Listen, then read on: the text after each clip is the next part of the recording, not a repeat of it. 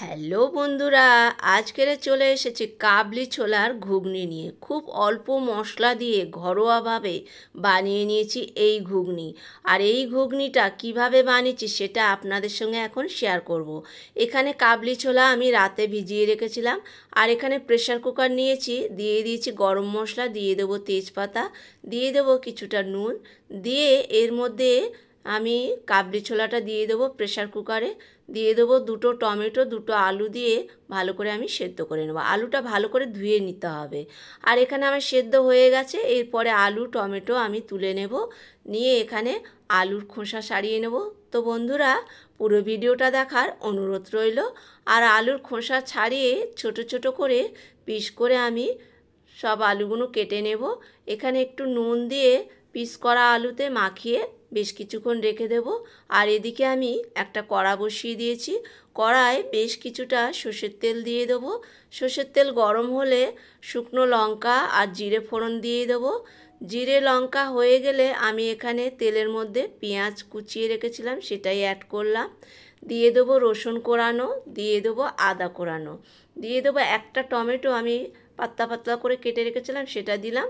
আর কাঁচা লঙ্কা চেরা দিয়ে দিলাম। দিয়ে বেশ কিছুক্ষণ আমি এটা কষিয়ে নেব। তো ব্যাস, এখানে আমার বেশ কিছুক্ষণ কষানো হয়ে গেছে। এরপরে আমি যে আলুতে নুন মাখিয়ে রেখেছিলাম সেই আলুটা এখন আমি এখানে অ্যাড করব। তো আলু দিয়ে দিলাম, দিয়ে একটু নেড়ে নেব।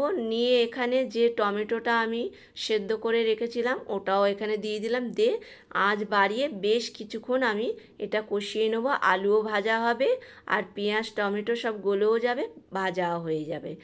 তো আমার এখানে বেশ কিছুক্ষণ আমি কষিয়ে নিয়েছি। এরপরে আমি দিয়ে দেবো জিরে গুঁড়ো, দিয়ে দেবো গুঁড়ো হলুদ, দিয়ে দেবো সামান্য নুন, কারণ আলুতে নুন মাখিয়ে রেখেছিলাম।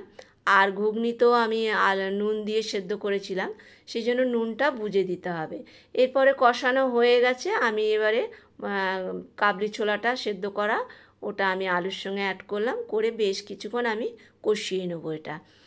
তো বেশ কিছুক্ষণ কষানো হয়ে গেছে। এখানে আমি যে কাবলি ছোলা সেদ্ধ করেছিলাম তেজপাতা গরম মশলা দিয়ে, ওই জলটা আমি ফেলিনি, সেই জলটা আমি এখানে ঢেলে দিলাম।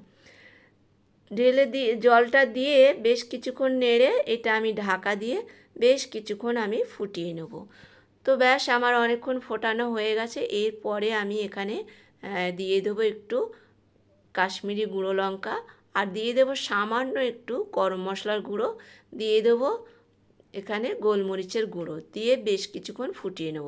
কাশ্মীরি গুঁড়ো লঙ্কাটা দিলাম একটু কালারটা যাতে আসে। দিয়ে দেবো ছোটো চামচের 1 চামচ চিনি। মিষ্টিটা যদি কেউ না খাও দিতে হবে না।